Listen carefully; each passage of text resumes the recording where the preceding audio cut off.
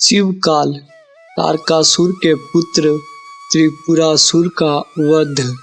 आज हम बात करेंगे शिव पुराण से जुड़ी एक कथा के बारे में। कैसे भगवान शिव ने तारकासुर के 3 पुत्र त्रिपुरासुर का वध किया और कैसे हुआ रुद्राक्ष की उत्पत्ति। तो आइए सुनते हैं आज की कहानी। तारकासुर के 3 पुत्र थे, विधुनमाली, तारकाक्ष और कमलाक्ष। इन तीनों को त्रिपुरासुर के नाम से भी जाना जाता था। जब भगवान कार्तिकेय ने तारकासुर का वध किया तब ये तीनों बहुत क्रोधित हुए और इसका बदला लेने के लिए ब्रह्मा के तपस्या में लग गए। ये तीनों 100 वर्षों तक एक पैर पर खड़े होकर ध्यान करते रहे। जब इससे बात नहीं बनी तो 1000 वर्षों तक हवा में रहे और ध्यान किया।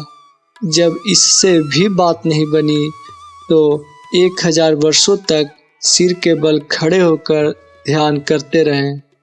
इस कठिन तपस्या से ब्रह्मा बहुत प्रसन्न हुए और तीनों के सामने प्रकट होकर बोले, तुम्हें क्या वरदान चाहिए?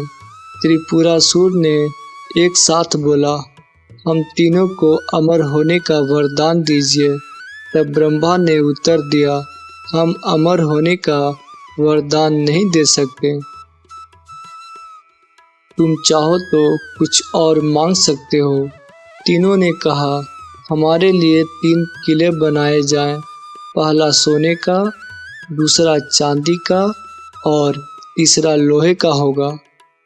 हम इन तीनों किले में 1000 साल तक रहेंगे और जैसे ही 1000 साल पूरे होंगे यह किला आपस में मिलकर एक हो जाएगा। इस संयुक्त किले का नाम होगा त्रिपुरा। और अगर जिस दिन जो कोई सिर्फ एक ही बाण से त्रिपुरा को नष्ट करेगा उसी दिन हमारी मृत्यु होगी। ब्रह्मा ने यह वरदान दे दिया और माया नाम का एक दानव जो भवन निर्माण कार्य में बहुत अच्छा था, ब्रह्मा ने उनसे किले बनाने को कहा। सोने का किला स्वर्ग में, चांदी का आकाश में और लोहे का धरती पर बनाया गया। तारकाक्ष को सोने का, कमलाक्ष को चांदी का और विधुनमाली को लोहे का किला मिला। प्रत्येक किला एक शहर जितना बड़ा था और उसके अंदर कई महल और विमान थे। अब तीनों उसमें रहने लगे।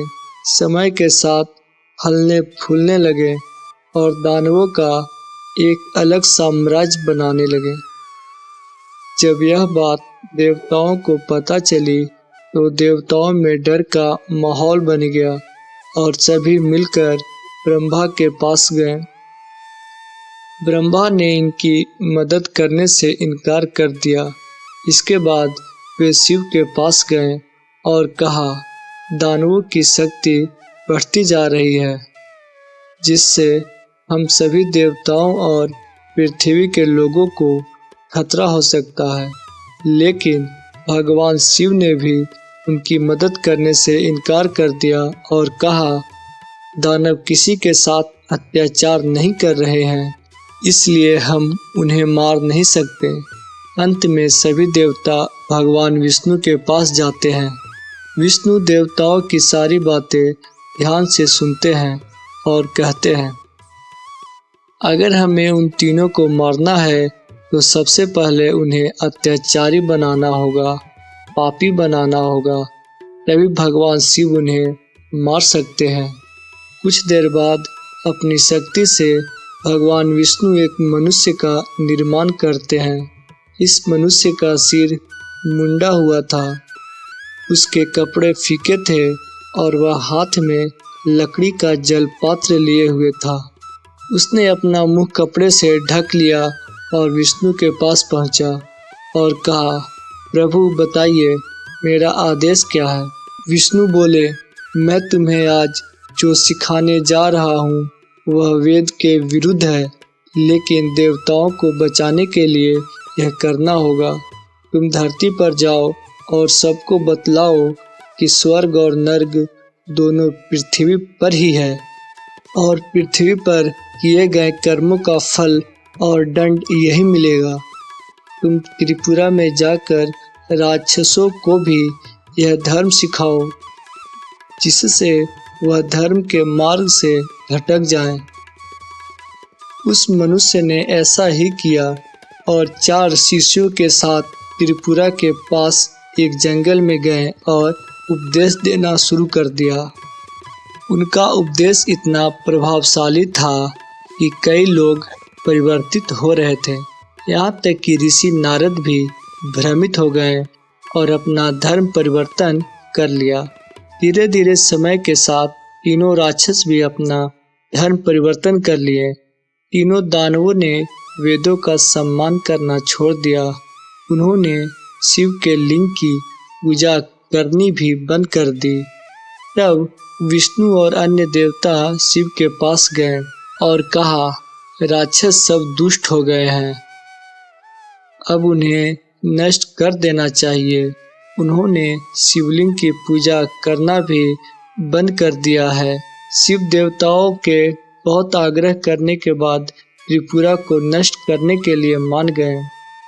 शिव ने विश्वकर्मा को बुलाया और उनसे एक उपयुक्त रथ, धनुष और वाण बनाने को कहा।